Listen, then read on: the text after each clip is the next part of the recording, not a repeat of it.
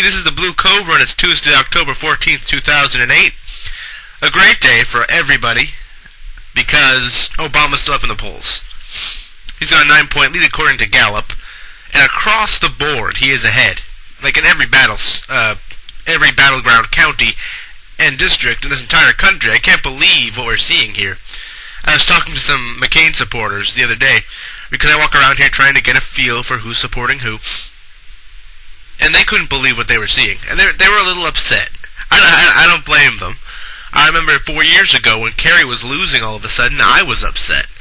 But the fact of the matter is Obama is taking this election way out of McCain's reach. Politico's reporting that 3 out of 4 crucial Bush counties that Bush won last time around, 4 years ago, are now in Obama's column. Obama's way ahead in Virginia in some polls. I saw he had 10 points in one of them. And in Missouri, one poll had him up 10 points. This is amazing, people. I don't know if you pay attention to this stuff much, but this is historical. What we're seeing right now is just amazing to me. I think Obama is the guy that everybody in America should be able to get behind because he is doing something so incredible. And I'm in a good mood. I'm in a great mood.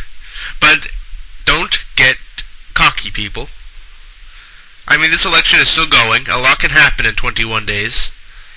And for all we know, something will come up, or Obama will make some mistake, like Kerry did with his windsurfing and not responding to the Swift boating. So we just have to hope that Obama stays on top of his game, which he's been doing exceptionally so far. He's been really on top of everything. His campaign, I don't know if you really care, but his campaign has been a well-oiled machine. Think about it. Well, Clinton's campaign was ripping itself apart from the inside during the primaries. Obama's has always been driven and focused. It's like a well-oiled machine. And the fact of the matter is it's on a bunch of people who are trying to make a name for themselves. They all believe in Barack Obama, and they're trying to get Barack Obama elected. That is important. That is really important. If these people were trying to make a name for themselves, for all we know, Obama would not be where he is now. But they believe in Obama. Obama found people who are smart, they're sassy, if you'll excuse the terrible word, and they believe in him. So that's a big difference. And I want to bring up Troop Brigade again because Palin is ignoring the results. She's acting like they didn't even happen. She said to some reporter the other day, "Oh, I'm so glad that report came out showing I did nothing unethical." What? Maybe I can't read. Maybe I can't, but I believe the report said she violated ethics law. One of the main ethics laws, and that it said ethics laws are not optional. You have to follow them, and she did not follow it. How complicated is this for her to grasp? I know she has a small brain, I know she's sort of stupid and a little airy, you betcha, Joe Sixpack, all that retarded stuff. But, you'd think she'd at least be able to face the facts. When you see someone like this completely disregarding the facts, isn't that a little worrying to you? If you're a McCain supporter listening to this just to piss yourself off, doesn't that worry you that she completely disregards the truth? Don't you want at least a president who can face facts? If you recall back in that terrible ABC debate a few months ago between Clinton and Obama, that last primary debate, I believe, in Pennsylvania, Obama faced the errors and the right questions face head on. He said, listen, Ayers did these things when I was 8 years old. I had nothing to do with them, and by the time I met him, he was a good enough guy that I didn't think he was dangerous. He was not. These two people were not meeting at these charity boards to plan how to bomb the White House. They were meeting to reform education in Chicago and across America, across the world. But anyway, don't you at least want a vice president who doesn't lie to you? Aren't you tired of that too? Because Dick Cheney was the biggest example of a lying fat ass that I've ever seen in my entire life. And here is Palin, who's lying with a smile on her face. She's not sneering like Dick Cheney when he lies. Maybe he feels guilty or something when he's lying, but she's smiling. She's having a good old time. I think she actually believes the talking points of the McCain campaign. She actually believes she didn't do anything wrong, which in a way is scarier than if she knew that she did something wrong and was ignoring it. This lady is terrifying America. Please wake up. Do not vote for this lady. I don't care if you're a woman and you want to see a woman in the White House. Do not put the wrong woman in White House, because if you do, for all we know, there won't be a next time to get a good woman in there, because Palin could destroy this country for all we know. She has the lack of experience necessary to drive this country into the ground. Imagine her in charge of a recession. Can you imagine the kind of terrible impact that would have? Listen, I'm a biased guy. I consider myself a biased guy. I'm not like Bill O'Reilly trying to fool myself and saying, look, I'm an independent. I'm a registered independent. No, I acknowledge that I'm a biased guy, and I acknowledge maybe I see Palin differently than you do.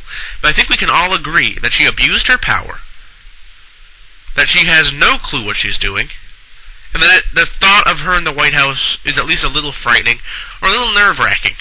I mean, if you McCain supporters claim you're scared of Obama in the White House because of his lack of experience, you have no place saying Palin is ready. That is the biggest sack of shit, the biggest hypocrisy I have ever heard. So do not tell me that Palin is ready if you don't think Barack Obama is ready. He looks like an elder statesman compared to her. He's been in office 12 years. She's been in office, what, 5 years altogether, and for three or four of those years she was a mayor of a small town called Wasilla, and she put that small town $20 million in debt. What will she do to this whole country in terms of debt? Think about that. Okay, that's enough of my rant. Sorry about that. I tend to get a little enthused about this stuff, because, anyway. McCain, today, he said that he is likely to bring up errors in this last debate tomorrow. I hope he does. I hope he brings it up, and Obama looks right at him and says, hey, you know what, if we're going to do this, first he'll rebuke the whole errors thing, because it's so easy to do. We know it's not true. First he'll rebuke that, then he'll say, hey, if you're going to bring up these dirty associations, these vague, mudslinging associations, then how about John Singlaub? And if you don't know, John Singlaub was the director of the World Freedom Commission, which McCain was a member of, and that is basically, it has degenerated into a mob of anti-Semites and racists, and McCain was a part of it, until recently. So if McCain wants to play this game, we're going to play it right back at him. I mean, McCain isn't exactly a clean slate. He has all kinds of dirty associations that we can bring up. So let's do that. Let's not be afraid to fight back. Kerry lost because he was afraid to fight back. We don't have to be that way. Not this time. This time is way too important for this country. The conservatives, the Republicans are wrong on every major issue. Their ideology is bankrupt and corrupt. It's way too old for the 21st century, and American people are catching on to that, but they will not stick to that revelation unless we continue to drive this point. And Obama's doing a decent enough job of that. He's been fighting back. He's not afraid to take the gloves off like Kerry was, but he could do better. We could do better than this. We don't have to get as low as they are. We could at least bring up their associations, because if they're not afraid to do it, we shouldn't be either. And we could do that and still seem knowledgeable in the economy, because we are knowledgeable in the economy.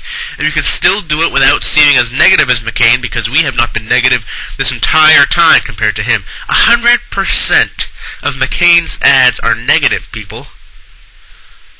I don't know if I'm driving this point home enough. This man is not qualified to be our president. I am scared of the thought with him as our president. I don't want his finger near our nuclear codes. I don't want his temper in charge of our military. And I don't want his gung-ho attitude towards foreign policy in charge of my children and their future. So before I wrap up, let me just sort of mention something.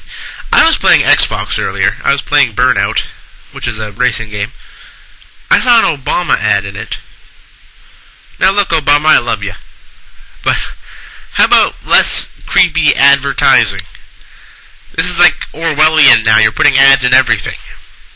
It's kind of a shock when I'm trying to get out of politics, and I'm just driving at high speed on the Xbox, and there's a picture of you saying early voting has begun. So, yeah, I just wanted to mention that and sort of point out that's getting a little creepy. Let's cut back a little. Thanks a lot for listening, everybody. Comment below. Please subscribe if you like what you hear. And if you don't like what you hear, argue with me. I'd be glad to argue with you. God bless America.